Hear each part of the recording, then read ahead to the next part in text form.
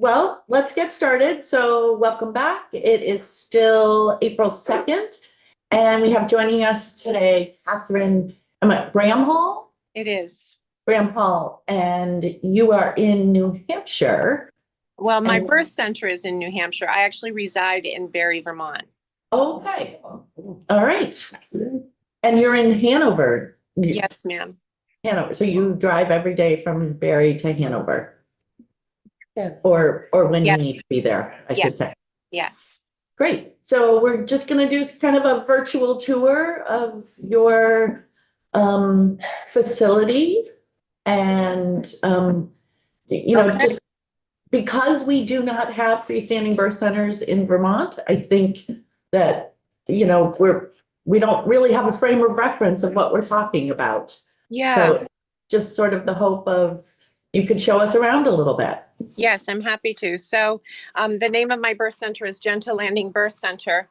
And I have to be careful because somebody just walked in. Okay. I'm going to start at the other end because, hey, hang on one second. Can you know her? I mean, right here. Something might be. Can you go back go into my office, actually, right there. Okay, excuse me 1 second. Something unexpected just happened. We know that business. Hold on one continues. second. Hold on one second. Just go into the, yeah, right there.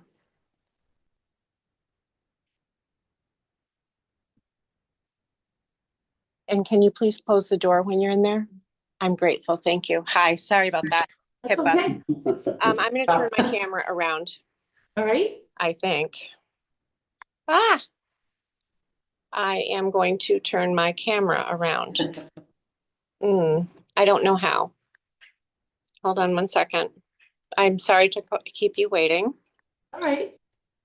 If you just. Are you on a phone or an iPad? I am on a phone, yeah, because you guys wanted me at, It's a little circular thing on the Yeah, lower I'm not- right. I wish I was seeing it.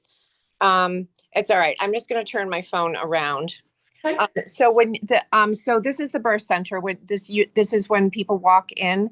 It is handicap accessible. It is it's licensed in the state of New Hampshire. So through the Department of Health and Human Services, they come every year to inspect to make sure it's all fine. We have internet security. Let's see. This is where people wait. I'm 0.6 of a mile from Dartmouth. So the transport is pretty seamless. We train with the Hanover EMS guys and with Dartmouth once a year. We have an ADA bathroom. Can you guys all see this okay? Yeah, perfectly. Thank you. Okay. This is the midwifery clinic that's attached to the birth center. We have a clinic bathroom. Again, it's ADA per the guidelines for the birth center. This is our laundry room and our sterilizing room. And that's as much as we just had a baby yesterday. So we're still doing laundry. Let's see. This is my office. This is not birth center specific. Because I'm proud of it, I'm going to give you this tour. You'll be fine. Yeah. This is the other side of the birth center. This is another treatment room. And this is the birth center. Catherine, yes. Can I interrupt you?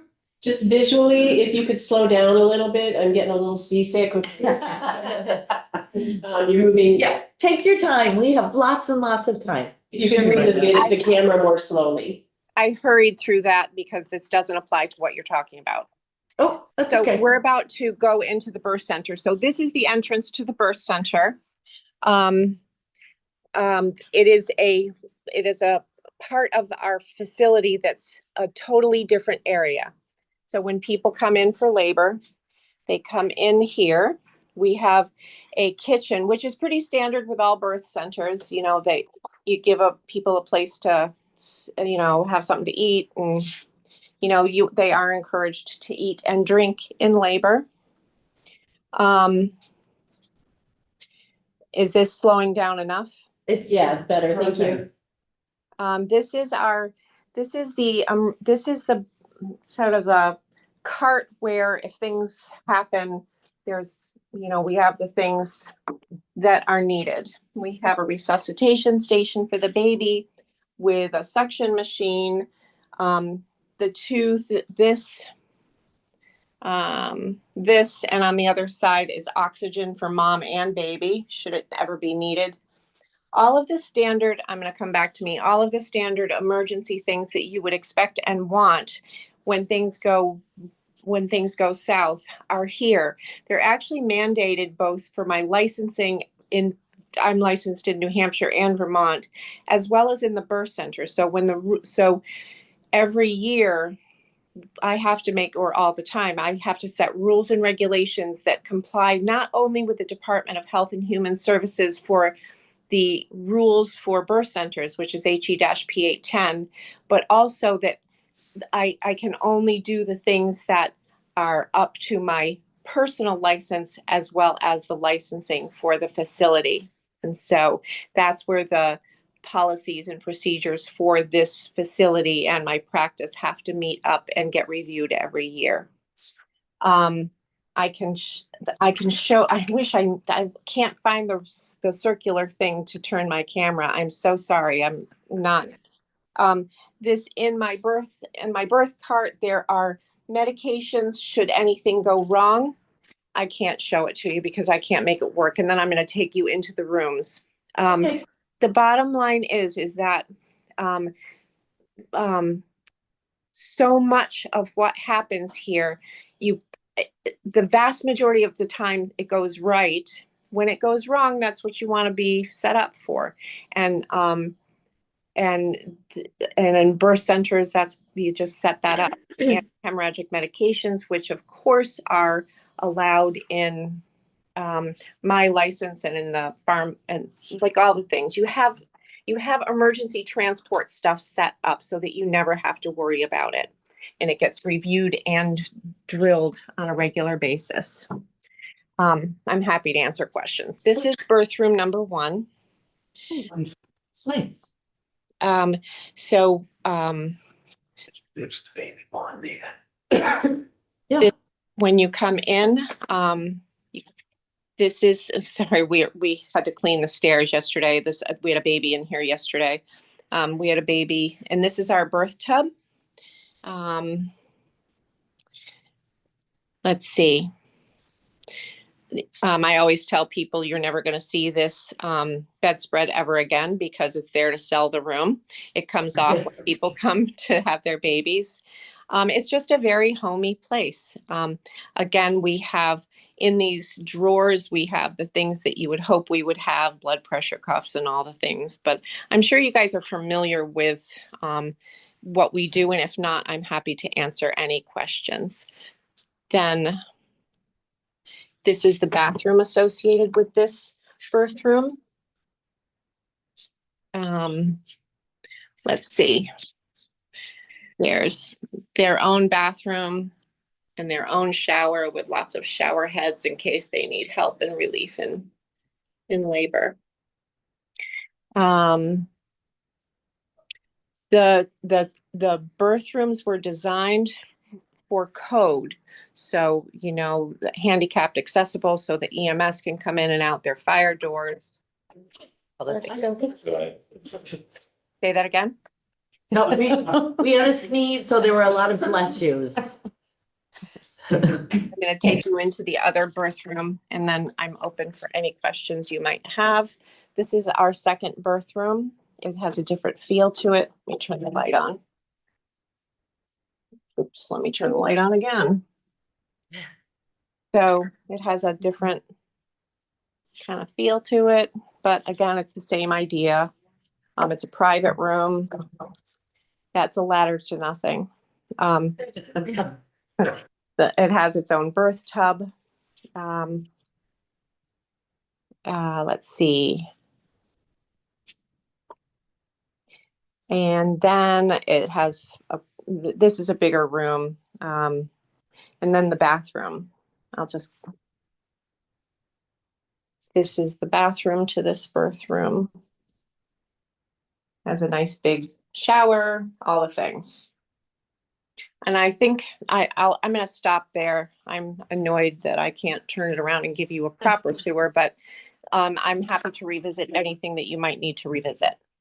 Yeah, I have a couple, but I see we have some questions. So Leslie, if you wanted to. Yeah, thank you very, very much. Could you talk about your agreement with Dartmouth?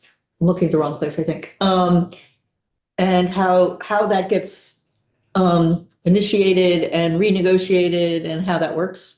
We don't have an agreement with Dartmouth. We're an independent freestanding birth center. I'm a private facility. And I don't need an agreement.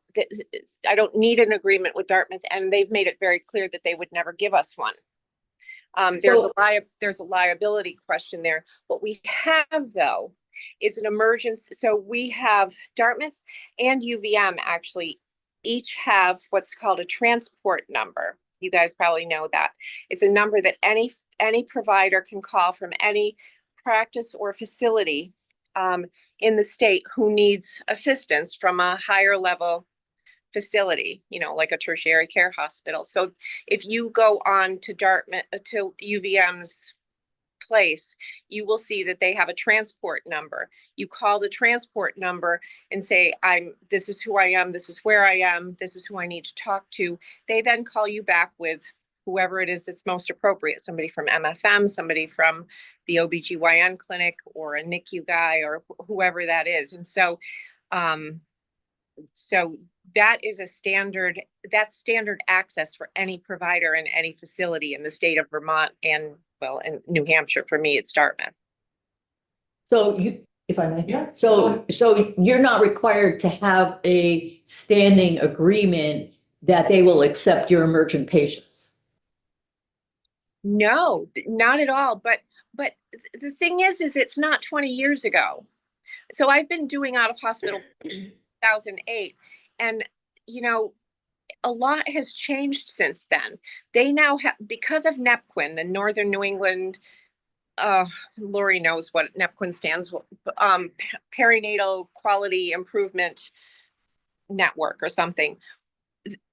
NEPQUIN has been key to getting all of that changed. So now what we do is we meet a couple times a year, and we have Zoom meetings on topics that basically ensures that we all know that we can call the up-leveled hospital and that we all know who we are. And so it's already a built-in thing to the system, so that in fact, we all who work out of hospital have pretty close to no risk for any of our patients, because the UVM and Dartmouth, the big hospitals, built it in for safety for private practices and out of hospital clinics. So as a CPM licensed in Vermont, I can call UVM anytime, day or night, and get hooked up with a consulting doctor who will then help me. If I need a transport in, just say, we're ready for your transport, and we fax records over. It's already built in. This isn't something that needs to be made.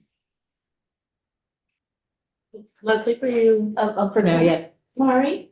Thank you, Catherine. Very helpful. And just disclosure, I'm a registered nurse, and the UVM, the Vermont Hospital Association, and Vermont Medical Society are concerned about having some sort of transport agreement. I don't know that it's like the kind that they used to wish for 20 years ago. I think they're asking for something a little bit different, but to me, transporting a person who is in labor is no different than EMS picking someone up at home and transporting them for something else going on. And the hospital shouldn't require that that patient or the EMS have an existing transport agreement ahead of time. The transfer of necessary information is going to happen in the moment, and it's different for every patient. It's different for every laboring person. So it's really helpful for me to hear you say this. That's it. If I can answer to that, would that be okay? Yes. So again, I've been doing this for 17 years and it did used to be different. I want to just really say to anybody who's concerned about the safety and the transport thing. Like I'm an old woman now, you know, I used to be groovy and I used to do transports from a different place and it was a different time. The amazing thing is because of the perinatal outcomes that are so challenged in the United States now. And because of the closing of all of the small hospitals, the larger hospitals have actually just really, like there's just been this reach back and reach forward between out of hospital, whether it's a naturopath, whether it's, you know,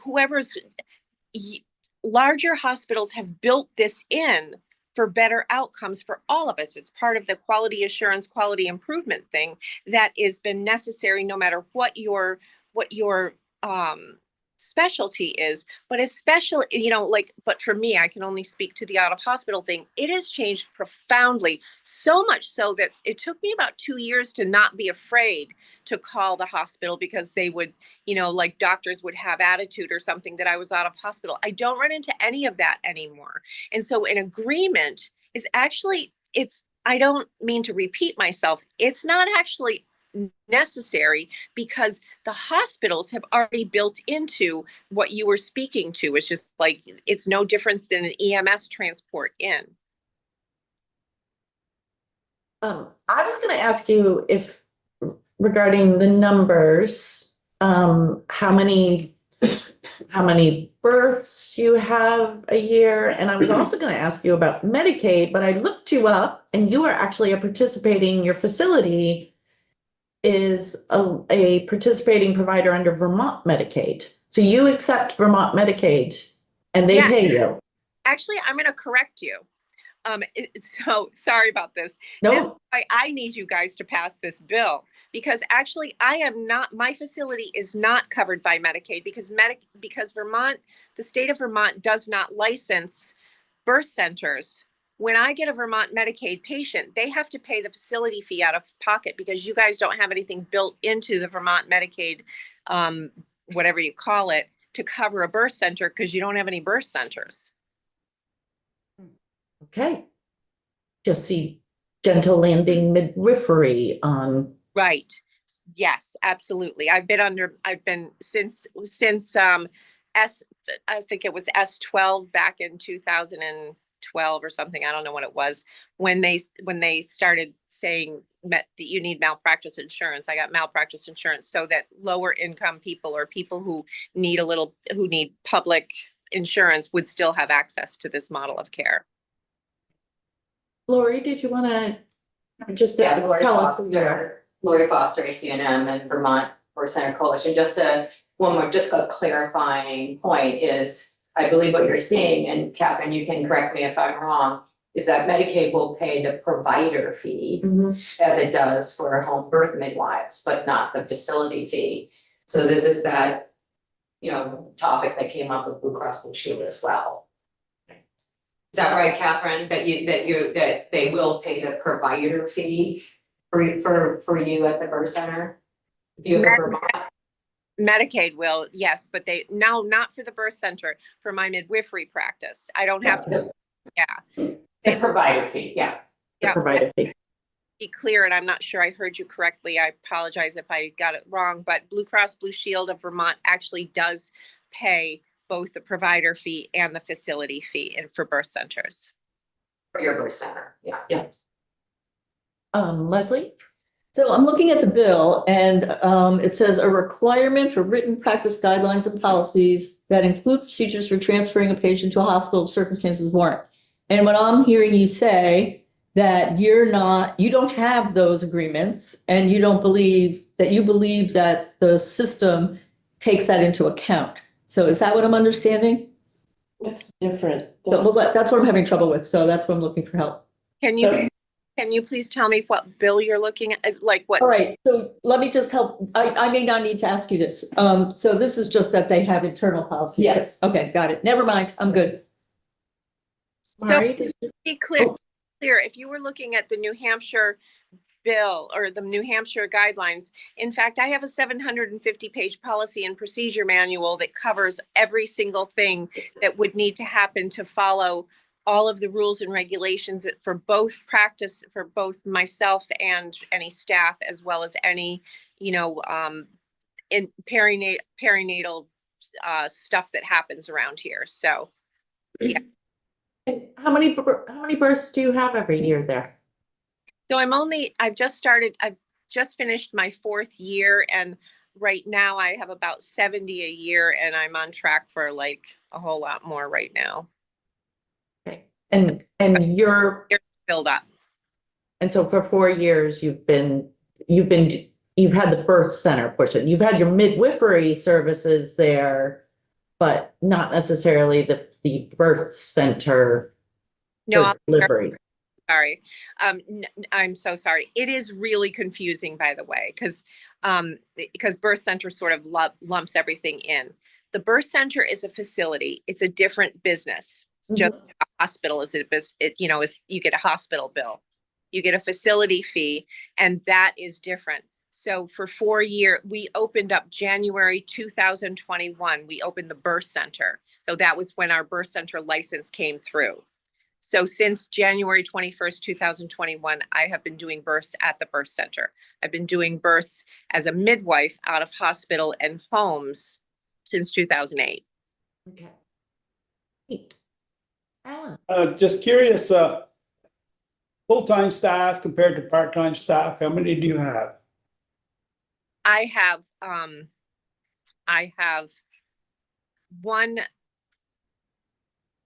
a front desk person who is here for 36 hours a week.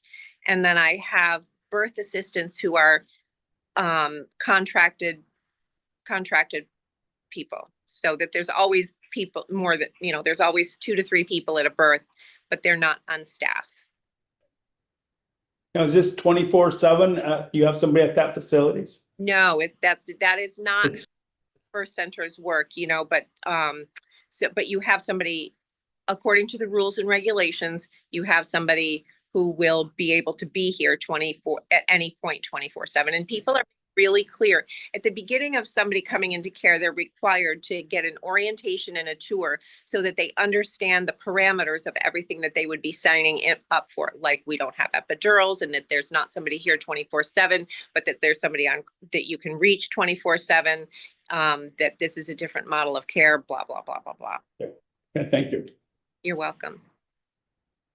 But you do show up if somebody goes into labor at 2 a.m., you're gonna meet them there. On call. You're on call.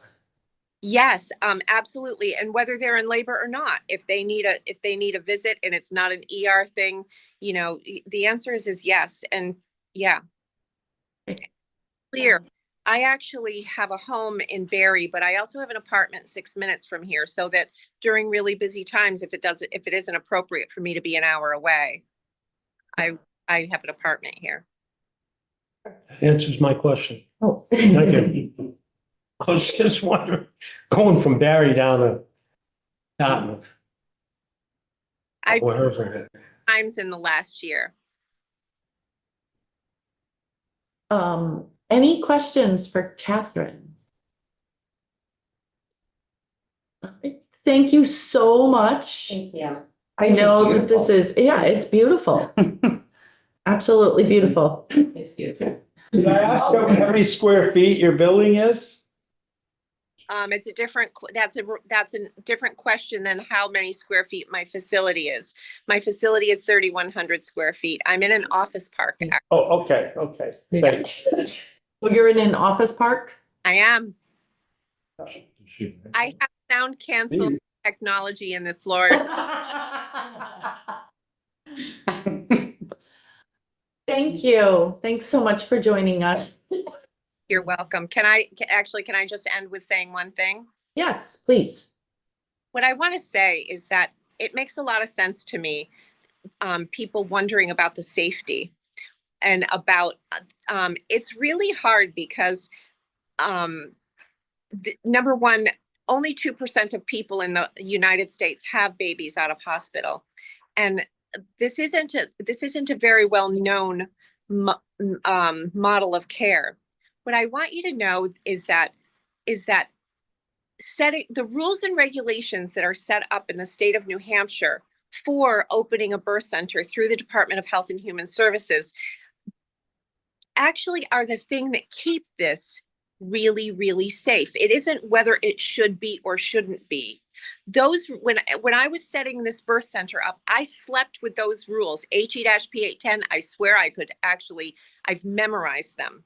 By the time I was finished writing the policies and procedure manual, 750 pages, and there was a doctor at at DH who reviewed them for me. He was just like, you just wrote a PhD. What you should know is whatever that you can say yes. The reason you can say yes is because the policy, the rules and regulations that you set up are the guidelines to keep this safe. And you don't need anything big and fancy.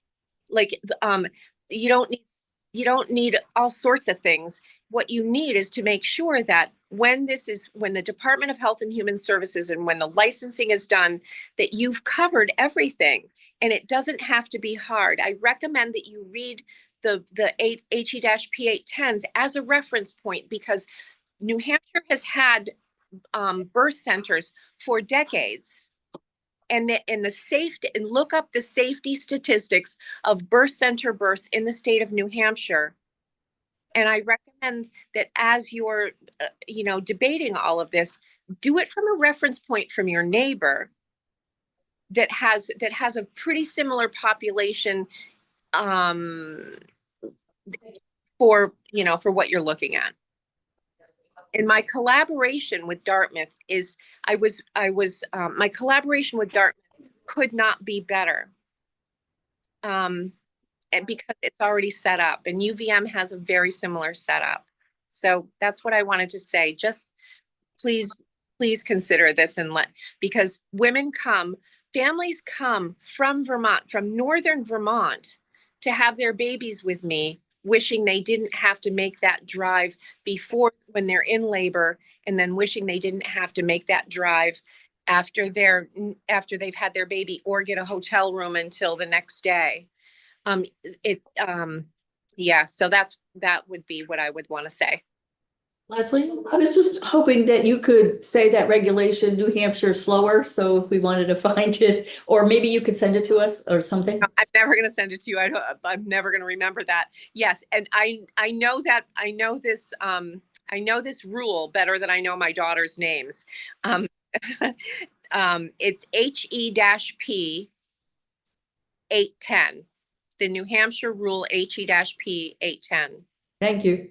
Yeah, it's really, really great. It's everything from what you need beforehand as how to set it up, and then what you're allowed to do and what you're not allowed to do, blah, blah, blah. It's an incredible rule. And it keeps me safe. Every time every time somebody comes into care, I make sure that I check the rules of those rules, as well as my own rules, to make sure that when I say yes to somebody, it is clinically and legally accurate for me to say yes to them. Just out of curiosity, in central Vermont, as you know, we have a pretty good hospital. I'm wondering if by living here and being in the community, do you see a birthing center might be in the cards? I'm not sure what in the cards means. Can you clarify that question? That one may come here and thrive. Yes, I see that. I think that I do. I can easily see that because women want it, and women are the ones having the babies. And so we should probably listen to what they want too, and keep it smart. I can see that. Yes. Thank you for that last statement. Appreciate that. Any other questions? Thank you. Thank you for your time. Thank you for the tour. You're welcome. Good luck, everybody. Thank Thank you. you. Okay. I think we can go off of live.